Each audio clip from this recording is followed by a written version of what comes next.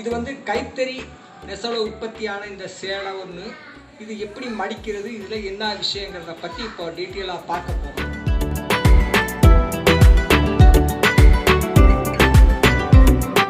First வந்து இதுதான் முந்தானை என்று சொல்லுற இந்த முந்தி பாரம் போட்ட முந்தி. இது கரை, இது ரெண்டு பக்கம் கரை வச்ச முந்தி. அது போக நீங்கள் இங்கே ஷோல்டர் புட்டான்னு இங்கே ஒரு புட்டா, இது எம்ப்ராய்டு பூ சிம்பிளாக வச்சது. அது போக ஷோல்டர் புட்டாக்கள் இது உடல் பூரா வர்ற மாதிரி தயாரி பண்ணியிருக்கோம், உடல் பூரா வர்ற மாதிரி. அது போக இந்த கரை பார்டர், இது ரெண்டு பக்கம் வச்ச பார்டர் வந்து 2 பட்டு முறுக்கேற்றி முறுக்கு பட்டுனால் நெஞ்சது. இந்த மயில் உழுகிற இந்த பூ எல்லாமே வந்து இது வந்து ஒரு அசல் பட்டு இல்லை, இதுக்கு டூப்ளிகேட் பட்டுங்கிற பேர் இதுக்கு இருக்குது. அதனால் இது வந்து ரொம்ப மலிவான ரகத்தை சேர்ந்த ஒரு டிசைன். இது சிம்பிளான விலையில் கிடைக்கும். இது பெண்கள் யூஸ் பண்ணுறாங்க. அது போக ராஜஸ்தான் பக்கம் அந்த மாதிரி நார்த் சைடு பக்கம் வந்து கல்யாண விசேஷங்களுக்கு முக்கியமாக இந்த கைத்தறி ஆடையத்தான் உபயோகிக்கிறாங்க. அதனால தான் இங்கேயும் கொஞ்சம் சேல்ஸ் ஆகிக்கிட்டு இருக்குது. இந்த சிம்பிளான ரகங்கள் அங்கே நல்லா போய்கிட்டு இருக்கு. இதை வந்து நம்ம இப்போ நெசவுலேருந்து உற்பத்தி ஆனதை எப்படி 2 பேர் சேர்ந்து மடிக்கிறோம், இப்படி இந்த மாதிரி நேர்த்தியாக மடித்து எப்படி கடைகளுக்கு அனுப்புகிறோங்கிறத பற்றி பார்க்க போகிறோம். வாங்க பார்க்கலாம்.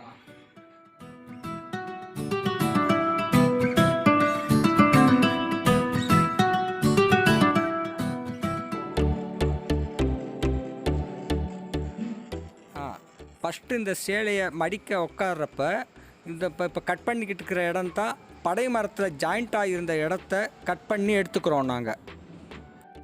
நீங்கள் பார்த்துக்கிட்டு இருக்கிறது தான் முந்தி, அதாவது முந்தானை அப்படின்னு சொல்கிற கம்பி அப்படிங்கிற நெசவில். இது பலவிதமான பூக்களோடு வரும். நம்ம போட்டுக்கிற இந்த மயில் பூ வந்து இப்போ மடிக்கிறதுக்காக ரெடி பண்ணிக்கிறோம்.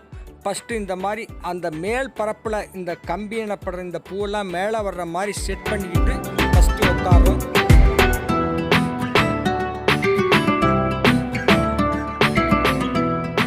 இது வந்து மடிக்கிறப்ப 2 பேர் சேர்ந்து 2 பக்கம் உட்காந்து மடிக்கிறது தான் கரெக்டாக இருக்கும். இல்லை ஒரு பேர் மட்டும் மடிக்கிறதா இருந்தால் இதோட ஸ்டெப்பு கிரிப்னஸ் குறைஞ்சி போயிடும், சுருக்கங்கள் ஆகி போயிடும். அதனால் இப்போ 2 பேரும் தான் நாங்கள் மடிக்க போகிறோம். ஃபஸ்ட்டு ஆரம்பிக்கிறப்போ வந்து இப்போ எம்டியாக அந்த மடிச்சுக்கிட்டு இருக்கோம்ல இந்த சிகப்பு கலர், இது வந்து கம்பிக்கு இந்த முந்தானிக்கு முன்னாடி எம்டியாக நெய்கிற அந்த இடம் தான் குச்சம் போடுறதுக்காக நாங்கள் விடுறோம்.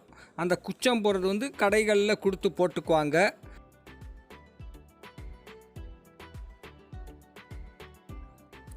அடுத்து அந்த முந்தி பகுதியை வந்து 18 இன்ச்சு அளவு வச்சு கரெக்டாக அங்கேருந்து அளவு பார்த்து நாங்கள் படிப்படியாக பிடிச்சிட்டு வருவோம். அடுத்து இந்த முந்தானை, இந்த சின்ன சின்ன புட்டா தெரியுது பாருங்கள், எம்ப்ராய்டு பூக்கள், இதையும் கரெக்டாக 18 இன்ச்சுக்கு வச்சு சமமாக ப்ரெஸ் பண்ணி மடிப்போம். அடுத்து 18 வந்து நாங்கள் வைக்கிறப்போ ஒவ்வொரு அடுக்காக வந்துக்கிட்டு இருக்கோம். இந்த 18 இன்ச்சுங்கிறது வந்து அரை கெஜம் என்போம். 36 இன்ச்சு கொண்டது தான் ஒரு கெஜம். இது வந்து 10 கெஜம் கொண்டது தான் இந்த சேலை, முழு அளவு கொள்ளு சேலை இது.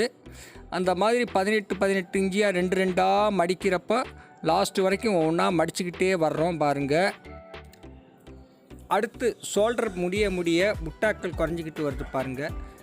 அது இல்லாமல் நீங்கள் காஞ்சிபுரம் பட்டு, ஆரணி பட்டு, சுங்கிடி சேலை, பட்டு சேலை எதுவாக இருந்தாலும் இந்த மெத்தடில் மடித்து 2ஆக கவர் பண்ணி வைக்கிறப்ப தான் அந்த திக்னஸ் குறையாமல், அந்த சுருக்கங்கள் இல்லாமல் தெளிவாக இருக்கும், பார்க்குறதுக்கும் அழகாக இருக்கும், கம்பி ஃப்ரெஷ்னஸாக தெரியும். அதனால் நீங்கள் வீட்டில் இருக்கிற பட்டு சேலைகளை மடிக்கணும்னாலும் இந்த மெத்தடில் மடித்து வச்சிங்கன்னா ரொம்ப நல்ல முறையில் ரொம்ப நாளைக்கு ஃப்ரெஷ்னஸ் குறையாமல் நல்லாயிருக்கும்.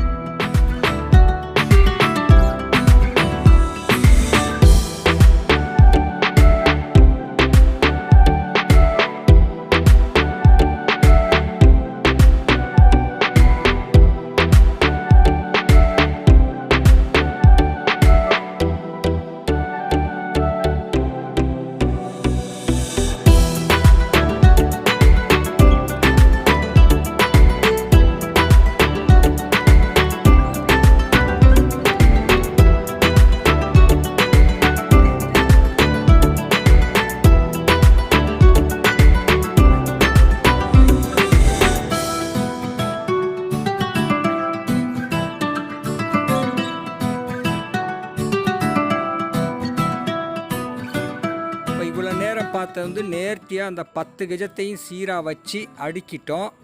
இப்போ 2 பக்கமும் 2 பேரும் சேர்ந்து டைட்டாக இழுத்து ப்ரெஷ்ஷாக பிடிச்சிக்கிட்டு அந்த முந்தானை பகுதி நடுவில் மடக்கி அதை மறுபடியும் அதுக்கு நடுவில் மடக்கி முந்தானை பகுதி மேலே வர்ற மாதிரி மடக்கிறோம்.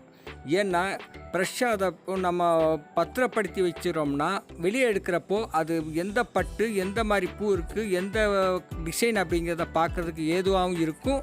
அந்த தொய்யல் விழுகாமல் அது ஃப்ரெஷ்ஷாகவும் எப்போவும் இருக்குங்கிறதுக்காக இந்த மாதிரி தான் மடிக்கிறோம். நீங்களும் வீட்டில் இருக்கிற சேலைகளை இந்த மாதிரி மடித்து வச்சிங்கன்னா ரொம்ப நல்லாயிருக்கும், காலத்துக்கும் கெடாமல் இருக்கும். இப்போ இந்த முந்தி பட்டு வந்து வெளியே தெரியாமல் இருக்கணும்னா அப்படியே தலைகீழாக மடக்கி மறுபடியும் இந்த மாதிரி மடக்கிட்டோம்னா வெறும் துணி தான் வெளியே தெரியும், பட்டு உள்ளே மறைஞ்சிரும். அதனால் நீங்கள் எந்த டிசைனு பார்க்க முடியாட்டி இது ஒரு சேஃப்டியாகவே இருக்கும். இப்படி கூட நீங்கள் மடக்கி வச்சுக்கலாம்.